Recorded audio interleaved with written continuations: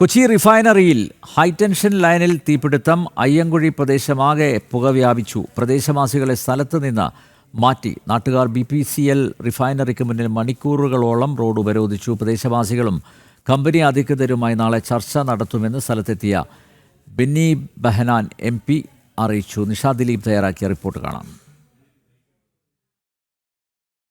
വൈകിട്ട് 5 മണിയോടുകൂടിയാണ് അമ്പലമുകളിലുള്ള കൊച്ചിൻ റിഫൈനറിയുടെ BPCL-ൽ വലിയ രീതിയിലുള്ള പൊട്ടിത്തെറി ഉണ്ടായത്. 2 തവണ പൊട്ടിത്തെറി ഉണ്ടായതായാണ് ഈ പ്രദേശവാസികൾ പറയുന്നത്. വലിയ രീതിയിലുള്ള പുക KSEBയുടെ ഹൈ ടെൻഷൻ കേബിളുകളിൽ നിന്നാണ് ഇത്തരത്തിൽ പൊട്ടിത്തെറി ഉണ്ടായതെന്നാണ് പ്രദേശവാസികൾ പറയുന്നത്. എന്തായാലും വലിയ രീതിയിലുള്ള പുക തന്നെയായിരുന്നു ഇവിടെ ഉണ്ടായിരുന്നത്. ഈ പ്രദേശവാസികളെ സംബന്ധിച്ചിടത്തോളം ഇവരുടെ ദീർഘകാലമായുള്ള ഒരു ആവശ്യമാണ് ഈ കമ്പനിക്ക് ചുറ്റുമുള്ള 500 മീറ്റർ ബഫർ സോണായി പ്രഖ്യാപിക്കണമെന്നുള്ളത്.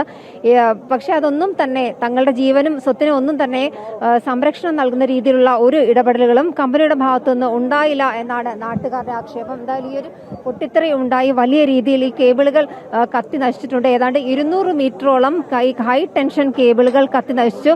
ഈ പ്ലാസ്റ്റിക് കത്തിയത് മൂലമുണ്ടായ വലിയ രീതിയിലുള്ള പുകയൊക്കെ തന്നെയായിരുന്നു ഈ പ്രദേശത്താകെ നിറഞ്ഞു നിന്നിരുന്നത്.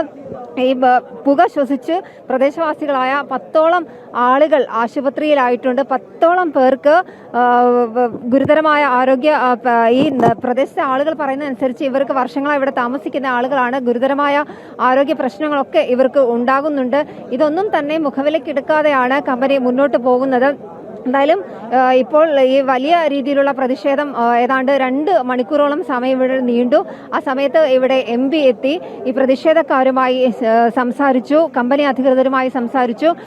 അതിൽ നാളെ ഇവിടുത്തെ പ്രദേശവാസികളുടെ പ്രതിനിധികളുമായി നാളെ കമ്പനി അധികൃതരും ജനപ്രതിനിധികളുമൊക്കെയായി ചർച്ച നടത്തുന്നുണ്ട്.